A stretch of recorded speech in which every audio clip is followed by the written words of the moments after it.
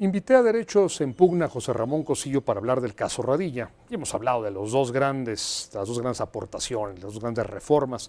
Pero José Ramón, no todos los días tengo uno de los 11 jueces más importantes del país y además uno de los más lúcidos, como te presenté, uno de los más creativos, imaginativos. Si yo algún día fuera ministro, seguiría absolutamente tu línea. Y no puedo perder la oportunidad de hacerte una pregunta. ¿No está subutilizada la Suprema Corte? Yo veo que una gran cantidad de asuntos, quizás el 80%, pues es como un tribunal de tercera instancia en que revisa lo que hizo un juez, lo que hicieron magistrados, y revisa impuestos, y revisa actos administrativos, y revisa una gran cantidad de cosas como una tercera instancia. Y solo una pequeña parte es donde da las grandes líneas para todo el país. Mi pregunta es, y perdóname, puedes no contestármela, ¿está subutilizada la Corte? Sí, yo creo que sí.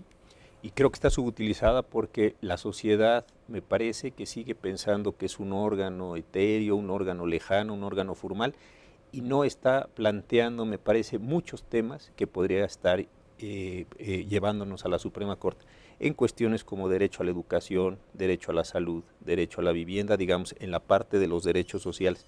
Los indígenas desafortunadamente fueron a la Corte con las controversias aquellas que impugnaron la reforma constitucional que promovió el presidente Fox y después no han regresado más que de condiciones muy particulares a ver temas de traductores o intérpretes. Tampoco se está planteando digamos, los alcances de la proporcionalidad de la pena de una forma general. Es decir, yo creo que si la sociedad entendiera las herramientas que existen para que desde la Corte se hagan pronunciamientos fuertes en materia de derechos humanos, en materia de constitucionalidad, en materia de diferenciación de competencias entre la Federación y los Estados, bueno, se podría lograr una enorme posibilidad de transformación de las condiciones, de muchas de las condiciones que estamos viviendo. Déjame ser subversivo. Si de pronto yo quiero formar una ONG o un grupo de asociaciones civiles para que la Corte obligue a tal sector, a tal sindicato, a tal gobierno o a tal estructura a que haga una cosa o a que deje de hacer otra, ¿se podría? Hay de hecho algunas asociaciones y hay algunos pequeños grupos que de verdad llevan asuntos muy interesantes, están buscando una transformación de la realidad y a través de la Corte. A través de la Corte llevan un litigio, lo escogen bien y lo han llevado. Y esto no es privativo de México, pensemos el caso de Colombia, el caso de Estados Unidos, el caso de España, han hecho cosas importantísimas a través de su Corte. Nosotros ahora tenemos probablemente una de las constituciones más completas en términos de derechos humanos. Bueno, ¿cuántos asuntos de los derechos humanos complejos, no de los tradicionales, no de los que siempre se ven en la Corte, se están llevando? La verdad, pocos. Se vale decir que la Corte es una de estas navajas suizas que tienen una gran cantidad de posibilidades, que tienen su desarmador, que tienen su atornillador, que tienen su sierra, que tienen sus tijeras, que tienen su afilador, que tienen... y que la gente no sabe utilizar todo esto. No lo sabe utilizar. Y uno de repente ve litigios muy tradicionales, cosas que uno diría, bueno, si hubieran planteado así, si pueden, a veces podemos lo que se llama suplir la deficiencia de la queja, a veces podemos ir más allá, a veces no. Entonces, todos esos elementos, de verdad que a veces uno sí dice, ¿por qué no se les ocurren más cosas a quienes traen los asuntos? Y en materia de federalismo, hace poco estuvo aquí el senador, uno de los senadores más activos, Jesús Murillo Caram, en materia de federalismo. Sí. Y nos decía, el gran problema es el federalismo.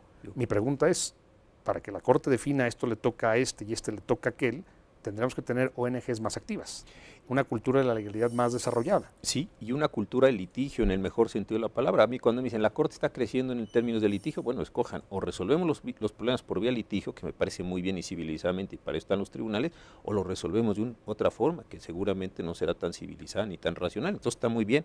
Y también a veces me parece que la opinión pública, los medios, no capta esta parte mucho más fina, que es, además de los grandes asuntos, además de los casos de Radilla, además de los casos de la interrupción del embarazo, estos que la sociedad rápidamente entiende y se aboca a ellos, están también todos estos temas de controversias constitucionales en los que se está elaborando el federalismo poco a poco. ¿Qué se entrega, qué no se entrega, cuáles son las participaciones, quién puede hacer esto, quién puede hacerlo? En fin, hay una parte muy interesante que desafortunadamente no se ve porque es técnica, pero que tiene una enorme implicación para la construcción de una sociedad. Dos preguntas personales. ¿Qué es lo que más te gusta de ser ministro de la Suprema Corte, a ti, a José Ramón Cosío? ¿Y qué es lo que más te disgusta, lo que más te frustra? A mí lo que más me gusta de verdad son estos retos jurídicos, temas en muchas ocasiones, no siempre, pero en muchas ocasiones de punta, que de verdad hay que primero hacer un enorme esfuerzo por comprender el problema, segundo, allegarse de las herramientas para entenderlo, para darle una solución, y tercero, la parte de los debates donde uno está tratando de convencer, otros lo están tratando de convencer a uno, debatir y tratar de construir una solución, digamos, integral. Esa es una parte que me gusta. La otra, sí, y tú lo dijiste hace un rato, es que hay un número muy importante de asuntos pues, que son realmente rutinarios, que generan muy poco reto intelectual, pero que sin embargo pues hay que atenderlos con el mismo cuidado, porque son personas que están poniendo, como dice la acción, su vida, su libertad, sus papeles, sus posiciones, sus derechos en nuestras manos, y en eso hay que ser muy responsables para no salir con una cuestión, pero no deja de decir uno, ojalá no fueran estos los asuntos, si fueran otros, en el sentido más responsable de la palabra, quiero ser en esto muy claro, más responsable,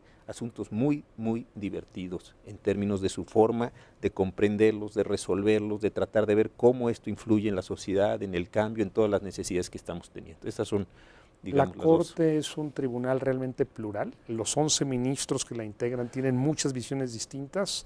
O como algunos críticos de la Corte dicen, bueno, la mayoría son burócratas judiciales, viejos jueces que se dedican a hacer lo que han hecho toda su vida, revisar que el sello, que todo, que se cumpla esto, o son verdaderamente juristas creativos, innovadores. ¿Cómo evalúas a tus compañeros? Yo creo que es una Corte plural. Primero, pues sí, es bastante obvio que tenemos distintas ideologías. Tenemos distintas creencias, hay personas agnósticas, hay personas, yo creo, ateas, hay personas creyentes, al mismo tiempo hay diferencias generacionales, hay una diferencia que me parece que no se percibe mucho, pero son quienes tienen un asentamiento más profundo en el nacionalismo y otros que no lo tienen tanto. Hay diversas visiones del mundo y también esta forma de los que vienen de la carrera judicial son muy interesantes como ministros porque ven cosas que uno no ve y esto va complementando y esto va dando idea de cómo se van construyendo las decisiones.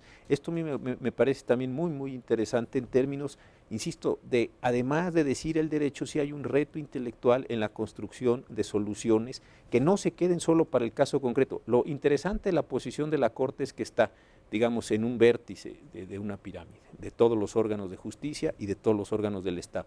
Saber que uno está diciendo cosas que tienen enormes implicaciones, esto es muy interesante. Hay casos en los que se ve muy claramente, por ejemplo, cuando vimos la constitucionalidad de la ley del ISSSTE, una decisión en un sentido o en otro cuesta muchos puntos del PIB, cuesta muchas vidas, cuesta muchas formas de organizar.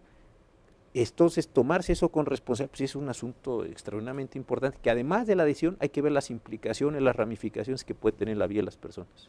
Una pregunta para que te conozca mejor el auditorio.